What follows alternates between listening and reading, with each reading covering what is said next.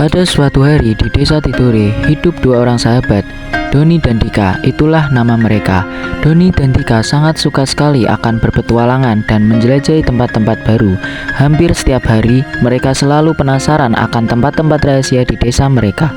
Di desa Tidore ini terkenal akan cerita adanya mesin waktu di suatu gua yang ada di desa Tidore ini. Banyak cerita bertebaran di masyarakat, di mana hanya orang-orang tertentu yang mampu menemukan gua tersebut. Doni dan Dika memiliki jiwa petualang dan rasa penasaran yang tinggi, merasa tertantang untuk menemukan keberadaan gua tersembunyi itu, dan berharap dapat menemukan mesin waktu yang banyak diceritakan oleh orang desa. Pada suatu hari, Doni dan Dika sepakat untuk mencari keberadaan gua yang kata orang desa berada di tengah hutan liar di desa Tidore. Mereka berdua berkemas sejak pagi menyiapkan banyak barang karena mereka sudah memperkirakan akan membutuhkan waktu beberapa hari untuk mencari keberadaan gua ini. Mereka akhirnya berangkat menuju hutan liar ketika matahari mulai menyengat kulit. Di tengah perjalanan, mereka bertemu dengan seorang kakek parubaya yang sedang memikul cangkul di bahu kanannya. Doni dan Dika pun bertanya akan arah menuju hutan liar kepada sang kakek dan menjelaskan maksud mereka untuk pergi ke sana. Mendengar penjelasan dari Doni dan Dika, sang kakek seperti menentang dan berpesan kepada dua orang sahabat itu untuk kembali dan mengurungkan niat mereka pergi ke hutan liar itu. Mendengar balasan dari si kakek tua ini, Doni dan Dika merasa aneh dan heran akan reaksi si kakek. Mereka berdua pun mencoba meminta alasan kenapa mereka harus kembali dan tidak diperkenankan melanjutkan perjalanan. Ketika hendak meminta kejelasan, Doni dan Dika semakin tercengang dan terkejut, di mana saat mereka membalikan badan, sudah hilang entah kemana kakek-kakek yang belum ada 5 menit berbicara dengan mereka.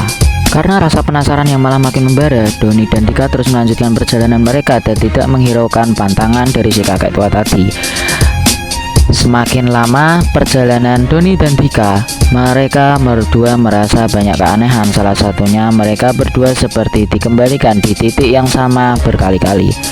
Doni dan Dika tidak menyerah begitu saja. Mereka terus berusaha untuk menemukan jalan yang sebenarnya dan segera menemukan gua yang mereka cari.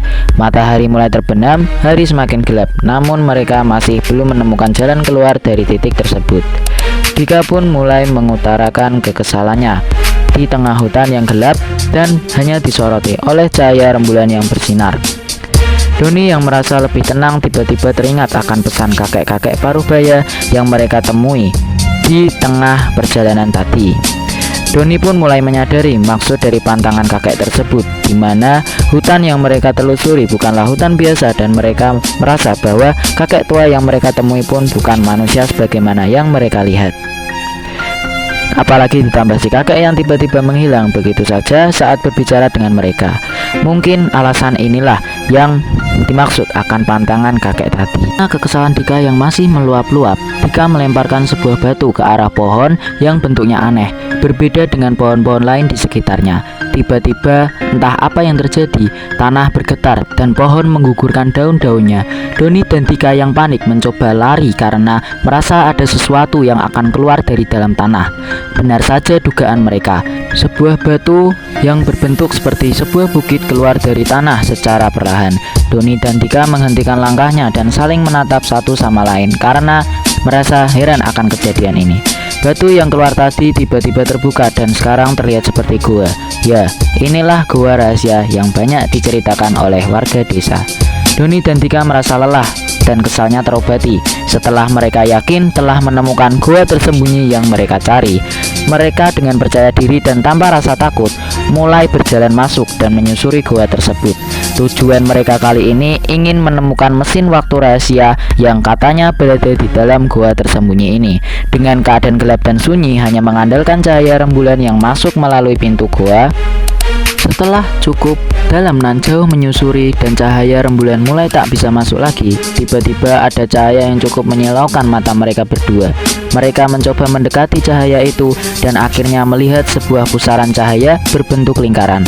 Doni dan Dika saling menatap dan tersenyum bahagia, di mana mereka yakin telah menemukan mesin waktu rahasia dan merasa petualangan mereka berhasil. Tiba-tiba pusaran cahaya tadi memancar sangat terang. Doni dan Dika membuta mata sesaat setelah pancaran tadi meredup. Namun mereka sangat terkejut di mana tiba-tiba mereka berada di tengah desa dan merasa seperti tidak ada yang menyadari akan keberadaan mereka berdua. Doni dan Dika merasa aneh akan suasana desa yang berbeda dari suasana desa Tidore yang mereka tinggali saat ini.